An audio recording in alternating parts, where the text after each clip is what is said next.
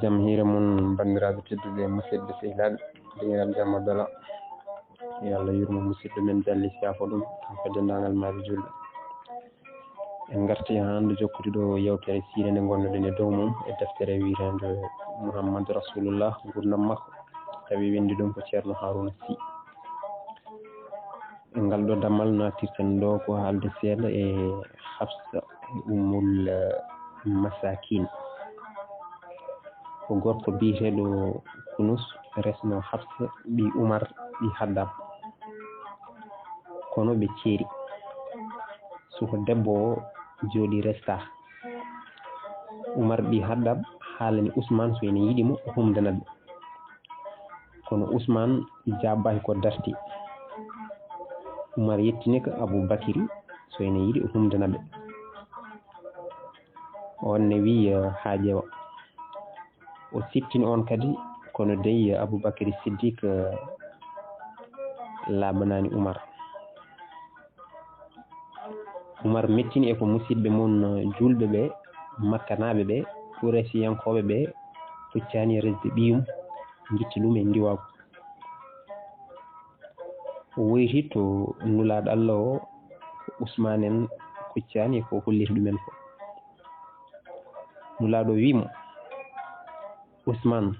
ma Allah rokku ɗum debbo ɓurɗo Hafsa ne ma Allah rokku ɗum joom galle ɓurɗo Ousmane ni woni Ousmane ɓi Affan humani Kulsum ɓi Mouhammad mo jamme kisal goni mum Mouhammad mo jamme kisal goni mum o humani Hafsa ɓi Oumar o humani debbo goro mo gorko mum May Badiri ko debbo laaɓɗo reedu haynira yummum miskineɓe resnoma ko mbiyeteɗo o Bida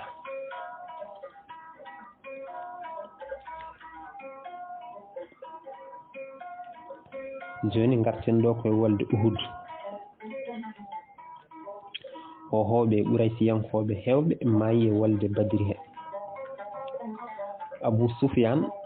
wondi harmini kala ko ɓuranteri e kala ko faati e dewol so wona yofti ɓe yi ko maayi hen debbo makko ne e bammum e miñum maayi hen e Al-Walid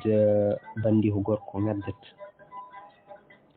Abou Soufiane majjani hande ɗo sembe julɓe tolni so Mouhammad wara ha pak o ala e jaam Ikrima mbi Abou Jahli e Safwan o e Abou Soufiane ɓe ngala e jooɗiɓe ɓe ngala e foftiɓe eɓe penta jenni eɓe jenno nulaɗo o e diine mum Abou Soufiane soori jerende e teddule mum ina alto arabeɓe yimiyankoɓe penti jime ina coftina koninkoɓe rewɓe diwɓe cabbima e montoɓe gacce arabere nde sawi ko Madina sawi ko musiba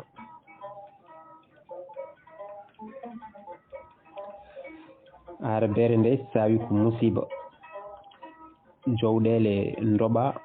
dentina kaɓirɗe tafa telta tecca mbakka cabbora subaka bone e ñalawma kasara ɗayif naɓe Kinan naɓe Abdou Manaf en Hasim naɓe ɓe foof ndenti e Quraysiyankoɓe heddiɓe ɓe feere nden feere ko firtude diine Allah ɗe e warde Mouhammad ɓe kawri koɓe ujunnaje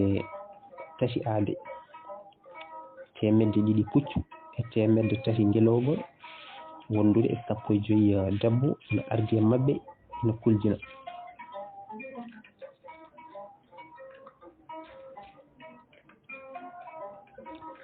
Abou Soufiane ardi kono ngu fof hindu ardi rewɓe ɓe Abou Soufiane ina addori sanam ɓurɗo mawnude o hono Hubal omo fayi ɗum e dow ngeloba ko kanko sanam o yakora ɓe teeɗini Madina ɓe gardimo bange hirnanke ɓe ndewi koye nder gese janane ɓenne gandi ala ko mbawi hen dogi paari Madina. Mouhammad mo jaame kisal goni mum o yiɗi silama mum ina waɗi ngalde e mbelendi he añɓe ina kirsi dammiri makko te paddorgol ina ɓadimo o haalani koyɗol ngol julɓe ɓe o faccirini ɓe ngol o wiɓe silamam ngalka ka ina waɗi ɓasande ɗum ɗon firti ko mami gaaño dammiram kirsandi ndi ɗum ɗon ko musibbam julɓe ɓe paddorde ɓadiɗemi ɗe ko boloji Madina boleji Madina so en natti en calima yaltude e on saaha ɓe mbawana en hay hunde maɓe gondo haɓe kaaɓa ɓe koota tawa haare waɗani on saaha maɓe kersu e on tuma kadi maɓe bonire jowdi kewdi tawa ɓe keɓani en julɓe ɓe mbaɗi lundiɓe miijo ngo ɓen mbi nattude e cuuɗi elle hulɓe ha tenki Aliou e Oumar woni wiide haare ko haare tan suuɗade añɓe ɓe coowi hay naafigueɓe ɓe ko yantude e miijo nulaɗo ngo woni yoɓe ɗuho e boleji he boleru ko suudu e nder suudu so neɗɗo naati ene satti folde e haare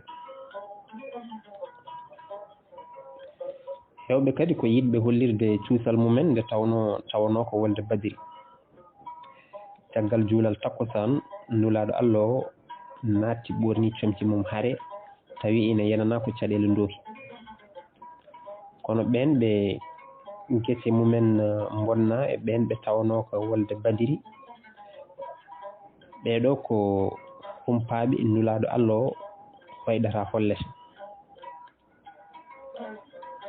ɓe ko teɗaniɓe tan haare nden o yalti omo hebli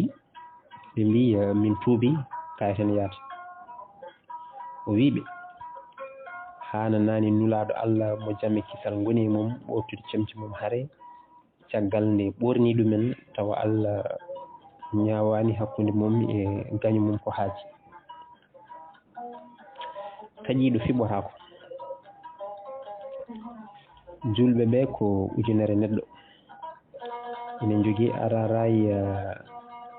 annasaren ɓe ko biyeteɗo hubab ɗi munjari tawi koye hinde hajrajan ɓe oye ko Usaydi ɗi hadayrin on koye hinde awsu en ferɓe ɓe kono muhajirina en ɓe ko Aliou ɗi Abou Dalib jogui araray mumen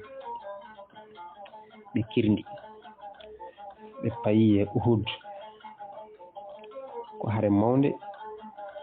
kono Mouhammad mo jamme kisal goni mum o laaki naafigueɓe ɓe o wi yoɓe jaa o yaafiniɓe ɓe kooti ko ɓe temedde tato e gardugol mawɗo mabɓe Abdoullahi ɓi Ubay on ina wiye julɓe ɓe mawon maayi onon foof e nde walde Mouhammadou heɗata ko haalam on gartata biyeteɗo Abou Haysama ganduɗo nokku o ardiɓe faade Uhud ɓe pecciri guesa gumɗo goto kadi ko naafiki on lawri julɓe ɓe o wiɓe Mouhammad sa nulaɗo ne mi yamirtama ya rewɗo somi hulano fiide mo wona an mami weddo toon nde hayre julɓe ɓe jiiɗi hirsudemo Mouhammad wiɓe goppe o no wumiri guiri ni ko noon o wumiri ɓernde ɓe dañi yettade hayre nde tawi ɓe pelɓodirani e añɓe ɓe ɓe gari e hayre Uhud nde nulaɗo Allah o fecci ɓe fecci konungu o waɗi Abdoullahi ɓi Jubayru to dow hayre ina wondi e joomen laañe ɓen koɓe capanɗe joyo o wiɓe so an ɓe jiiɗi regosodirde en regisurade en caggal mbaɗe mabɓe laañe kono horo celluɗe somin pooli e somin polama fof horo balle min kedduɗe e yamiroram nde hoto goppe hayre nde hay saaha goto so wona mi yamiron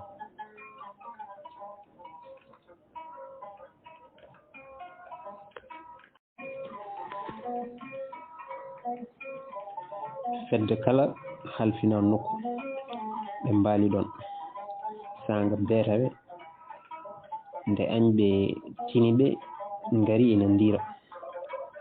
Kalidou ɓi Walid jogii beccal añɓe ñamal ngal Ikrima ɓi Abou Jahli jogii nanal ngal ɓe pewji ko morlude julɓe ɓe Abou Soufiane siftori walde Badiri o wi ehe mon suudu Abdou Dar en onon jogino araray ɓuraysiyankoɓe ñande walde Badiri nden on kuli dogduɗon e makko ko ninki fotani ardade araray rewa e mum ko dañal mum hanno son kolaki wawde jogade mo ɗacce mi suɓo wadde jogomo jennol ɓurataɗo ɓen mbimo mamin jogomo janggo so eɗen tawtora ma setto cuusala men hubal ina yeeƴo e dow hirke ngeloba hindu ina ardi fedde rewɓe nde eɓe jima ɓe mbiya hay goto wordo emina dari e nder mon komin jalbuɓe no ɓiɓɓe koode komin ngarɗuɓe uurɓe ko onon jeeyi min son cuusi deedi kono son dogi min diwta on min gela on cuuse Mouhammad mo jamme kisal ngoni mum o kañumne woni suslude yimɓe mum ene wiya holi e moon bawɗo rokkude ka silama fodde mum Abou Dejana wimo holi fodde makka an nulaɗo mo jamme kisal ngoni mum o wimo ko sokkude haka uso Abou Dejana wimo mi wondi rokkude ko fodde makko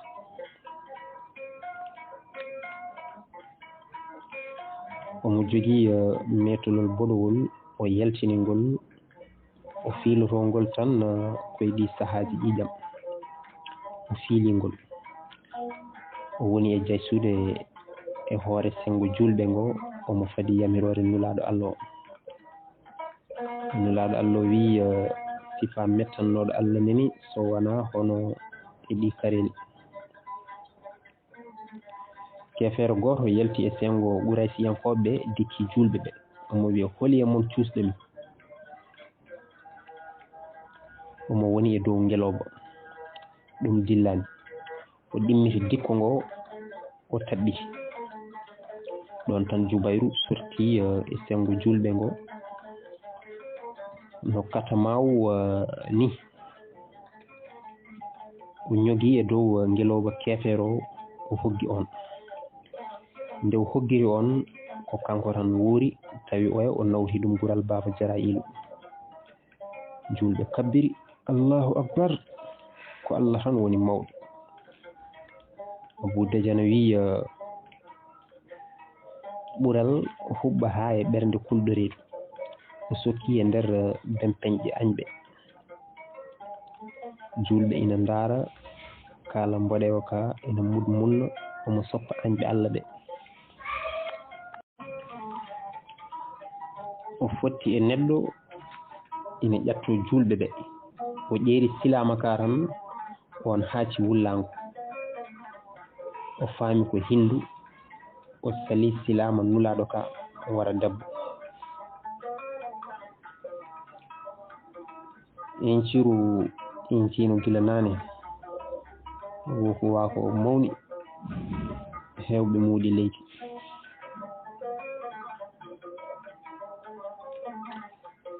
pittali kewɗi garti to jomumen ɗi hen ko moƴƴinɗi ɗi hen ko bonnuɗi biteɗo Jubairu bi Musam ina rewanno Hamza Kout. Hamza warno kaw makko to Badiri. O wi jiyaɗo makko ene wiye El Wahsi tawi on ko e coppinajo. Sa warini kam Hamza mi rimɗinma.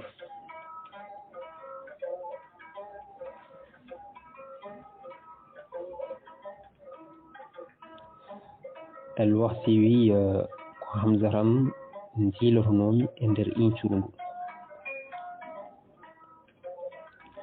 Jimomi omo fukkira ɓe nano, omo fukkira ɓe ñaamo.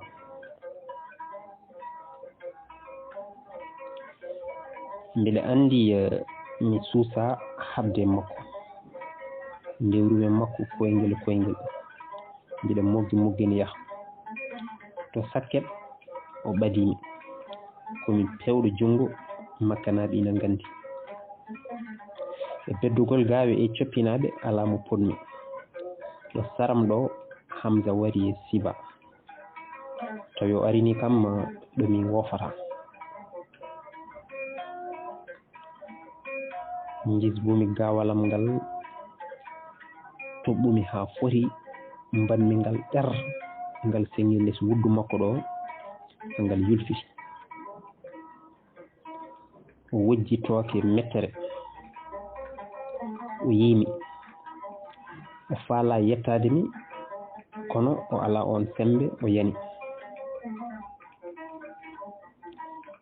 Jaltumi hare nde tawi mi ɗoofi gawalam. Mi firanimo so wona beele mboɗo rimɗa, ndimagu ɓuri kanŋe. So neɗɗo sinkorima kanŋe ala ndimagu luɓat.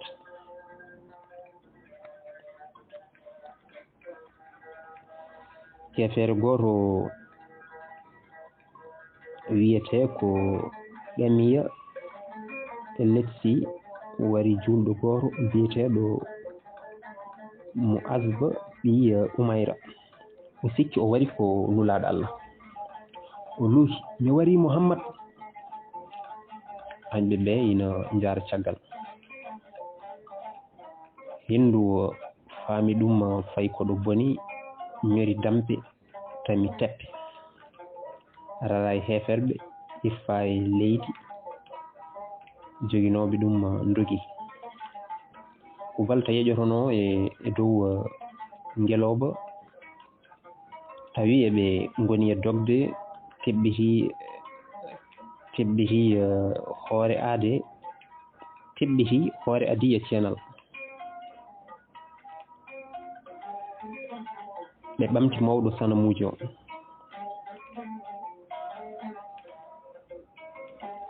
Ndeke Kalidu ɓi Walid e Ikrama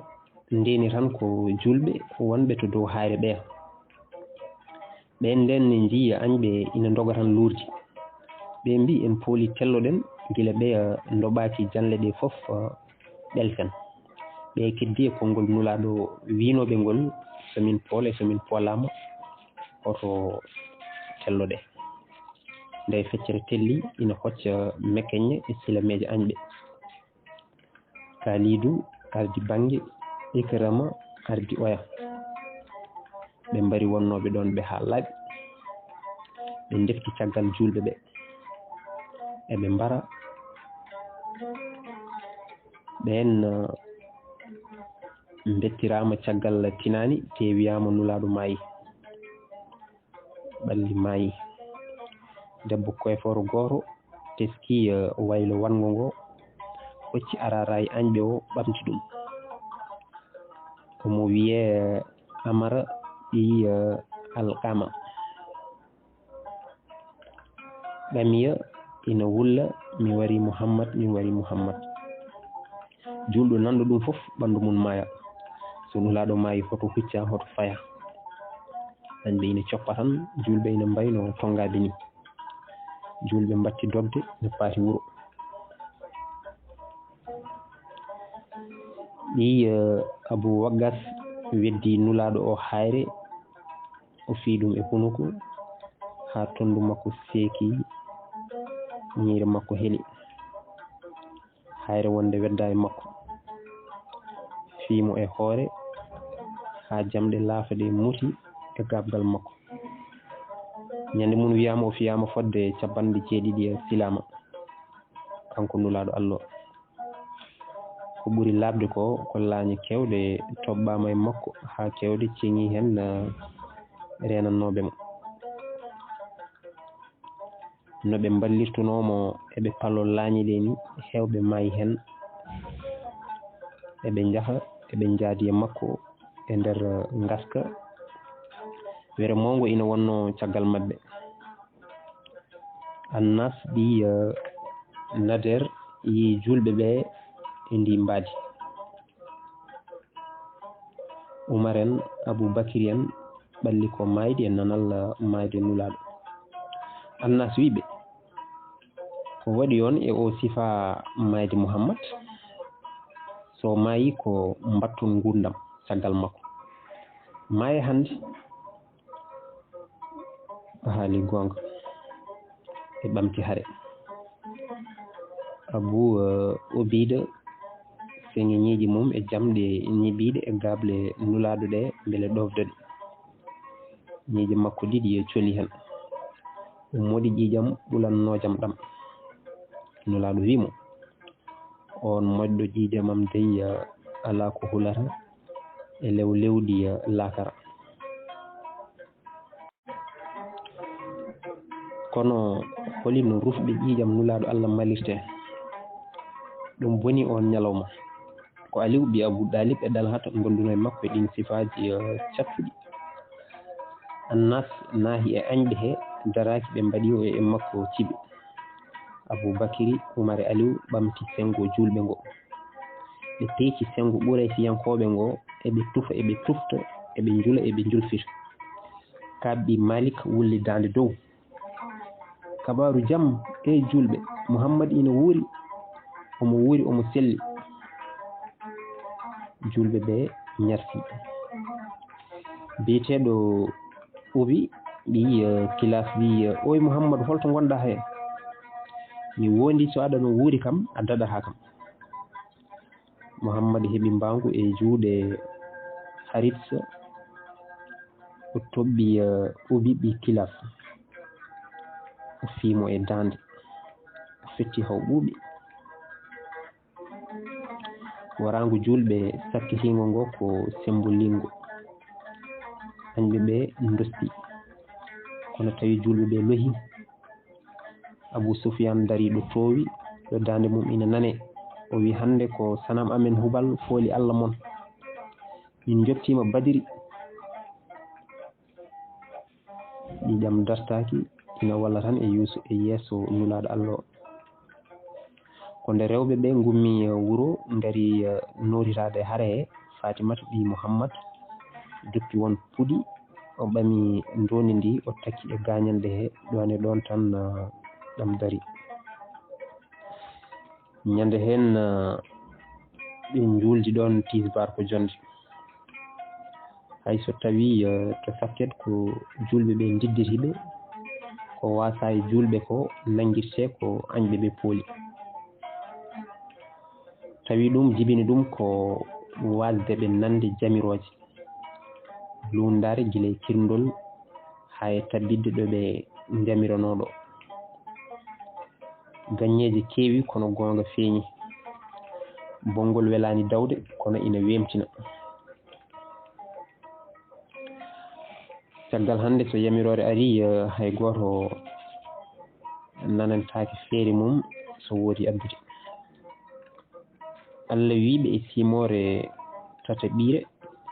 Ali Imran inde Allah jurmotoɗo jaforoɗo o gonga Allah waɗi ko hunanino on nde mbardotonɓe no weldi on e yamirore makko ha noon nde telɓuɗon nde dokkuɗon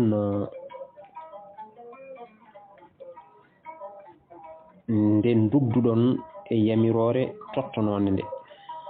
lundiɗon nde o holli on kawgu ngu jinnoɗon ngu won e mon jinno tan ko ɗamɗo gurdam e won e mon jinno ko ɗama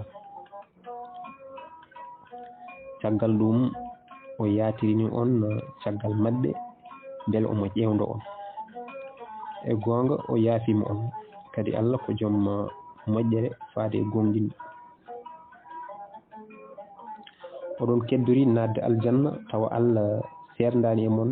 haɓeteɓe ɓe e muñɓe ɓe Muhammad ko nulaɗo tan ko adimo nulaɓe ɓenni so maayi wadde walla so warama on duttitto e teppe mon e diine ɗe kala duttiɗo e teppe mon lorata Allah hay hunde e ɗum tawi Allah ma yoɓɓa joni mantoɓe ɓe Allah gonɗi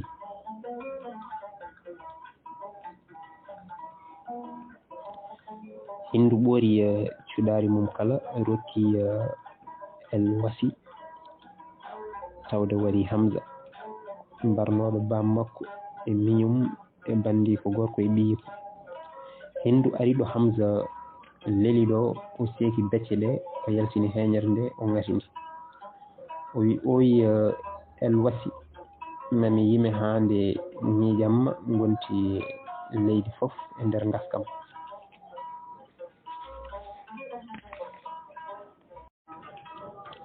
Abu Sufyan ari ɗo Hamza ɗo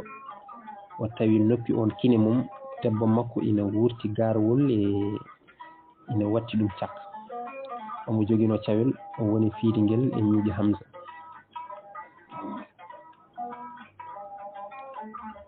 Abu Sufyan wimo med mettere filñetare ma e amen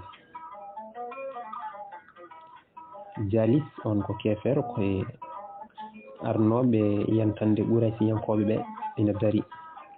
nden Abu Sufyan fi e ñiiƴe mayɗo jalis wi oy kinani en jeeɓe no mawɗo Quraysi en waddirte e dendum tawi on ɓandu ndu ala e fitan Abu Sufyan wimo tinno suuram mi hersi e ko mbanmi ko e dow maɗa Abu Sufyan ari ha ɓadiya julɓe o wiɓe Muhammad koye mon woni nde o nanani jaabowol o fiɓi nulaɗo ko mayɗo o wiye gonga hara ina heewi jaasi wolgu amen hande ngu yeftima Badiri hubal fooli kam ɓuri towde nden nulaɗo mo jame kisal goni mum nani o bone wi Umar jaabomo Umar wimo ko Allah toowi kam tan toowi Abu Sufyan heftini dande Umar o wi mbiɗa ñaaguima Umar haalanam somin mbari Muhammad walla ala Umar wimo e gonga on mbaranimo omo heeɗima ɗo joni Abu Sufyan wi ko noon ko an ɓurmi hoolade konngol mum e ɗamiya el litsi mbiɗo warima o kono mi wondi tawtude on mo wuuri to Badiri Umar wimo min jaɓi ɗum min gondi faddemo toon en ɓe koosi nulaɗo Allah wi Aliou ƴeew no ƴeew naɗallo wi Aliou ƴeew no ɓe jarata so tawi ɓe mbaddi ko gueloɗi mabɓe eɓe ɗowi pucci ɗi ɗum firti koɓe hoɗɓe so tawi ko beñal mum ɓe mbaddi ko pucci ɗi eɓe cogga gueloɗi ɗi ganden ɓe tindi ko Madina yidde falade en nden noon enen ne janane mabɓe tan penen lawol Aliou arti wi koɓe waɗɗiɓe gueloɗi eɓe payi Makka nulaɗo mo jame kisal goni mum o yiili ɓandu Hamza ha yiiti o tawi becce on ina gawta hinere nde ina murmira noppi ɗi ina kolta heñere nde ina ƴakka ha silti ina wukkita o wi sinno wonano hulde mettinde ɓernde Safiya gaɗum debbo Hamza e rokkude yeru mo yimɓe mbattoyta kuulal mami woppirtunumi ɓandu ndu hande ndu majjoyi e nder tefreki kulle fof beele semminde segre e wallude yoftade so Allah rokkannomi jaggudu golluɓe ɗe golle mi wondi wadde mabɓe ko ɓuri bonde kono nde o haalata ɗum ɗo mo ñoketake o ina ɗon hono Allah wimo e simore 16 e inde Allah jurmotoɗo jaforoɗo o so oɗon lebte ko foti e ko lebtono ɗon ko so tawi on muñi ɗum ɓuri moƴƴude e gonga Allah wondi koye ɓen muñoɓe muñal ma ardata koye ballal Allah oto sunanoɓe te woto mettin sabu mojoje maɓɓe nde mojobere maɓɓe nde e gonga Allah wondi koye hulɓe ɗum ɓe golloɓe ko moƴƴi Allah gonɗi ko laaɓi ko Allah subhanahu wa ta'ala ko Allah tagore nde fof ko nde hunde makko hay hunde wona Allah ina wonani kala hunde gila on tuma Muhammad serani e wajade muñal e wasde salkude ɓalli mayoɓe e kariliɓe dille ɗe jetti wuuro Madina ngo yimɓe ngari wayde maaɓe ɓe e dunade ɗumen e semminde wurɓe ɓe Safiya ina arduno e ɓen noli ɓiyi ko Jubayru ɓiyi Amam Muhammad noli ɓiyi ko Jubayru ɓiyi Amam yo faluyomo o wasa yettade e yiide ɓandu banni ko gorko o no salkirani debbo julɗo wi mi nani ɓandu Hamza silkirama sabu l'islam mami muñ e yiide ɗen gueɗe so Allah jaaɓi o yetti o tiimi e makko o doyi rutti ɓe gubbi Hamza caggal ɗum ɓe ndendini tato ɗiɗo e nder gasɗe ɗe eɓe gubba tawi ɓe lori ɓe gubbi kamɓene fodde caɓande jeeɗiɗo julɗo e on kihiɗe caggal nde walde moni foof andi gueɗal mum e dental he waɗi ko fewjoɓe e jaɓoɓe e nde fewjete Allah wi ko yo nulaɗo o disnotono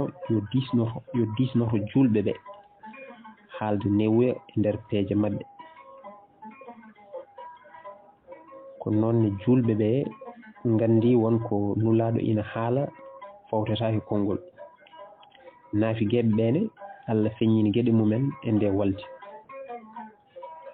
mayɓe keewi kono gueɗe kewɗe laaɓani ɓe julɓe ɓe paami ndeke nulaɗo o ina wawi mayde te ɗum haɗata Allah heddo kam e diine mum ɓe wona nulaɗo Allah o rewete ko Allah rewete te Allah mayata nulaɓe ardinoɓe ɓe foof duttima e joomumen kono joomiraɗo ko tabiɗɗo ko ñiiɓɗo mo dirata waylotako nulaɗo duwoni Madina e saraji Madina ɓe koosi e ɗin dumunnaji o humani Zeynabu ɓi Jahasi ɓi goggo makko tawi ko Zeydi ɓi Haris resno on ɗum noon bandiraɓe tedduɓe musidɓe sehilaɓe oɗo karten ha ñande wonde so Allah jaaɓi Allah jarama on jarama